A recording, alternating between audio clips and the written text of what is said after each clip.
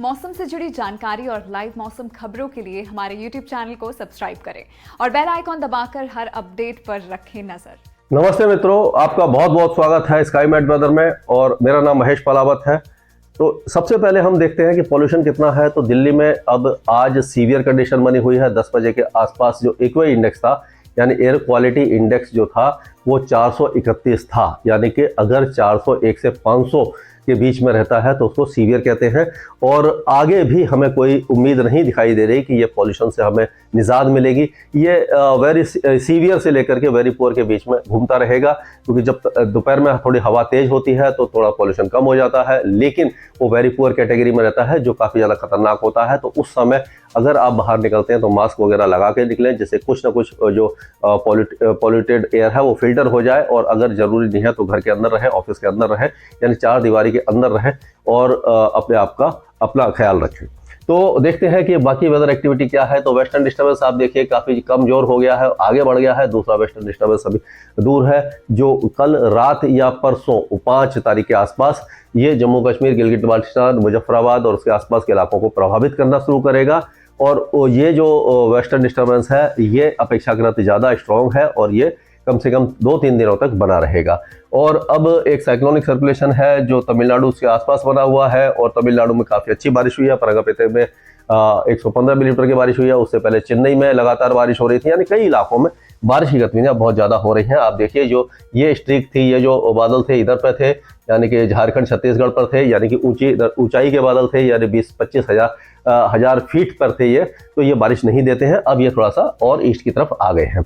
अगर weather system हम देखें तो वेदर सिस्टम अगर देखते हैं तो वेदर सिस्टम में आप देखिए तो वेस्टर्न डिस्टर्बेंस अभी आने वाला है। एंटी साइक्लोन राजस्थान के ऊपर बना हुआ है। एक cyclonic circulation south central Arabian sea में है, दूसरा south east bay of Bengal और उसके आसपास के इलाकों में देखा जा सकता है। उत्तर पूर्वी हवाएं काफ़ी ज़्यादा तेजी से चल रही हैं, यानी कि नॉर्थ ईस्ट मानसून काफ़ी ज़्यादा एक्टिव हुआ है। और अभी तमिलनाडु में बहुत अच्छी बारिश की संभावना है। अगले 3-4 दिनों तक तमिलनाडु के कई इलाकों में बारिश की गतिविधियां जारी रह सकती हैं। कुछ इलाकों में भारी बारिश हो सकती है। जो कोस्टल आंध्र प्रदेश है यहाँ पर भी बारिश की गतिविधियां ठीक ठाक रहेंगी। अब जो बारिश है वो नरसापुर वगैरह में भी हुई है। और अब देख सकते हैं कि जो विशाखापट्टनम, विजयनगरम, श्रीकाकुलम और उसके आसपास के मछलीपट्टनम और काकीनाडा, इन सारे इलाकों में भी हल्की से मध्यम बारिश की गतिविधियां हो सकती हैं। और जो रायलसीमा है यहाँ पर जैसे कि चित्तूर, अनंतपुर, कडप्पा, ये जो इलाके हैं इस इलाके में भी बारिश की गतिविधियां लाइट टू मॉडरेट होंगी। और जो साउथ कोस्टल आंध्र प्रदेश है, नेल्लोर, तिरुपति, ये सारे इलाके अच्छी बारिश देख सकते हैं। चेन्नई, पुडुचेरी और उसके आसपास के इलाकों में, तिरुवल्लुर वगैरह में भी अच्छी बारिश की संभावना है। अंदरूनी जो इलाके हैं, मदुरई हो गया, धर्मपुरी है, कोयम्बटूर है, नीलगिरी हिल्स है, ये सारे इलाके भी ठीक ठाक बारिश देख सकते हैं। यानी कि जो एक्टिव कंडीशन है नॉर्थ ईस्ट मानसून की वो जारी रहेंगी। केरल में हल्की से मध्यम बारिश की गतिविधियां जारी रहेंगी, एक तरफ रेखा बनी हुई है। और साउथ इंटीरियर कर्नाटका में, बेंगलुरु और उसके आसपास के इलाकों में भी लाइट रेन और 1-2 मॉडरेट स्पेल होंगे। कोस्टल कर्नाटका में बारिश की गतिविधियां कम रहेंगी। और उत्तर आंतरिक कर्नाटका में जैसे कि धारवाड़, कोपल, गड्डक, ये जो इलाके हैं ये बहुत, यानी कि एक ऑलमोस्ट ड्राई वेदर देखेंगे। यहाँ बारिश की संभावना हमें नजर नहीं आ रही है।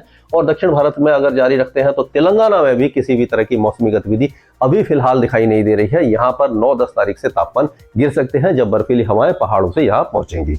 और लक्षद्वीप में बहुत हल्की बारिश की संभावना है। अंडमान और निकोबार द्वीपों में भी लाइट रेन ही दिखाई दे सकती है। ये तो हुआ दक्षिण भारत का अपडेट। अब बात करते हैं उत्तर भारत की तरफ चलते हैं। तो ये जो वेस्टर्न डिस्टर्बेंस आएगा जो 4 तारीख की रात से या 5 तारीख की सुबह से आएगा, तो ये गिलगित बाल्टिस्तान, मुजफ्फराबाद, लद्दाख, इन इलाकों में बारिश और स्नोफॉल देना शुरू करेगा। जम्मू कश्मीर में भी 5 तारीख से स्नोफॉल शुरू हो जाएगा और 6 तारीख होते होते ये स्नोफॉल उत्तराखंड तक पहुंच जाएगा। और ये 7-8 तारीख तक ये वेस्टर्न डिस्टर्बेंस जारी रहेगा और कई इलाकों में अच्छी बारिश और स्नोफॉल दे सकता है।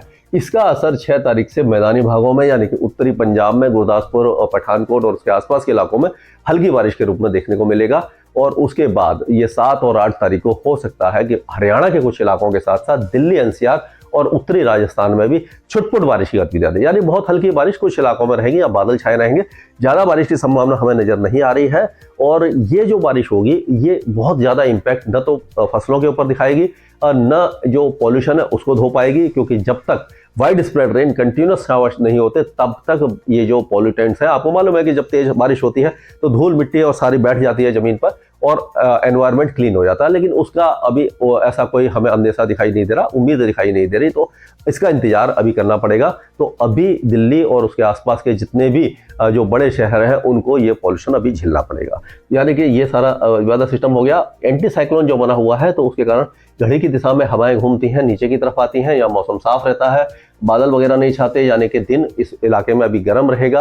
राजस्थान, गुजरात और मध्य प्रदेश के कई इलाकों में दिन में थोड़ी सी गर्मी रहेगी, लेकिन सुबह और रात के तापमान थोड़े से आरामदायक रहेंगे, यानी कि ठीक ठाक रहेंगे, और बहुत ज़्यादा सर्दी नहीं होगी, लेकिन फिर भी कंफर्टेबल वेदर बना रहेगा। तो ये अगले कुछ दिनों का है। और जब ये वेस्टर्न डिस्टर्बेंस आगे चला जाएगा 8 तारीख के बाद में, तो 9 तारीख से फिर से उत्तर पश्चिमी बर्फीली हवाएं, यहाँ क्योंकि स्नोफॉल हो चुका होगा, जहाँ स्नोफॉल हो जाता है वहाँ से जब हवाएं आती हैं तो वो बहुत ज़्यादा ठंडी हो जाती हैं। तो वो ठंडी हवाएं जब यहाँ पर आएंगी तो पंजाब, हरियाणा, उत्तर प्रदेश, राजस्थान, मध्य प्रदेश, छत्तीसगढ़ और विदर्भ, मराठवाड़ा, तेलंगाना, इन सारे इलाकों में तापमान को गिराएंगी। और हो सकता है कि कोस्टल महाराष्ट्र में मुंबई और थाने, दहानू और जो गुजरात के पूर्वी जिले हैं, इन इलाकों में भी जो तापमान वो गिरना शुरू हो जाए। तो उसका इंतजार है, उसके बारे में मैं अपडेट आपको देता रहूंगा।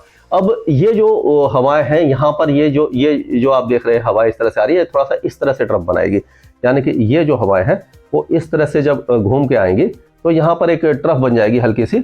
और ये जब ट्रफ बनेगी तो क्या होगा कि असम, मेघालय, अरुणाचल प्रदेश, इन सारे इलाकों में छुटपुट बारिश की गतिविधि। बहुत दिनों से मौसम जो शुष्क था उसमें थोड़ा सा तब्दीली देखने को मिलेगी, बादल छाएंगे और हल्की फुल्की बारिश की गतिविधियां यहाँ पर देखने को मिल सकती हैं। और बाकी जो पूर्वी भारत है, जैसे कि बिहार, झारखंड, पश्चिम बंगाल, उड़ीसा और ये सारे इलाके अभी शुष्क रहेंगे, यहाँ किसी भी तरह की मौसमी गतिविधि नहीं है। कई भाई और बहन मेरे से पूछते हैं मेरे वीडियो पर कमेंट करके कि या बिहार, उत्तर प्रदेश या छत्तीसगढ़ या मध्य प्रदेश में बारिश की संभावना है या नहीं। अब इस इलाके में अगले एक सप्ताह तक कम से कम कोई भी वेदर एक्टिविटी हमें दिखाई नहीं दे रही है। इसके आगे जो भी अपडेट होगा मैं लगातार अपडेट देता रहूंगा स्काईमेट वेदर में। अभी के लिए मौसम से जुड़ी जानकारी और लाइव मौसम खबरों के लिए हमारे YouTube चैनल को सब्सक्राइब करें और बेल आइकॉन दबाकर हर अपडेट पर रखें नजर।